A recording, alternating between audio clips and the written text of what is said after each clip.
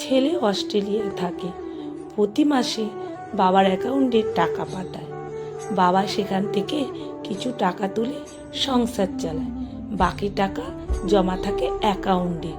গত 2 বছর এইভাবে চলছে তাদের সংসার।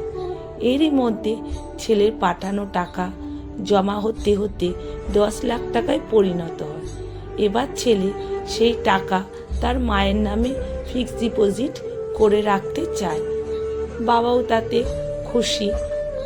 আজ বাবা মা জনতা ব্যাংক দাউদকান্দি শাখায় আসছেন।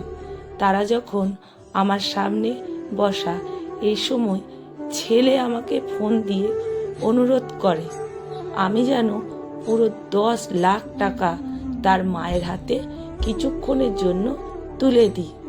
সে ছেলের কামাইয়ের টাকা নিজের হাতে ছুঁয়ে দেখবে। তার কথা শোনা আমি কিছুক্ষণ চুপ হয়ে গেলাম।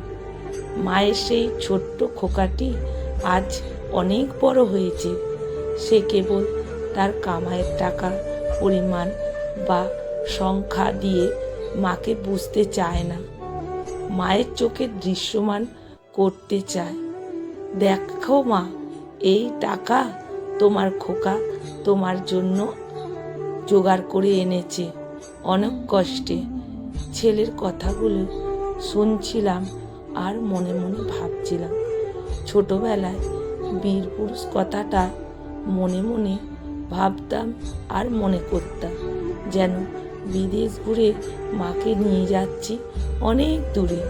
তুমি যাচ্ছ পালকিতে মা চড়ে, দরজা দুটো একটু ভাগ করে গিয়েও। আমি যাচ্ছি রাঙা ঘোড়ার পরে টগবগিয়ে তোমার পাশে পাশে। আজকাল তো অনেক মায়েরা জানতেই পারে না তার ছেলের রোজগারের খবর, কারণ প্রতিটি মায়ের এমন একটি করে বীরপুরুষ থাকুক। আসলে বাবা মার ঋণ কখনো টাকা দিয়ে শোধ করা যায় না, তবে বাবা মার মুখে হাসি ফোটানোর জন্য সন্তানের একটু ইচ্ছেই যথেষ্ট। এই বীরপুরুষ সন্তানটির জন্য আজকে এই আচরণে মায়ের মনে যে প্রান্তিক বয়ে গেছে তার কোনো মূল্যায়ন হতে পারে না। প্রতিটি ঘরে ঘরে এমন সন্তান জন্ম নিক যাদের ব্যবহারে মায়ের মন শান্ত হয়ে যায়।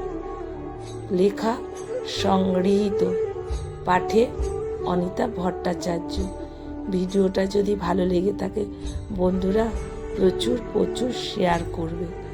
আমার প্রণাম আপনাদের জন্য রইল।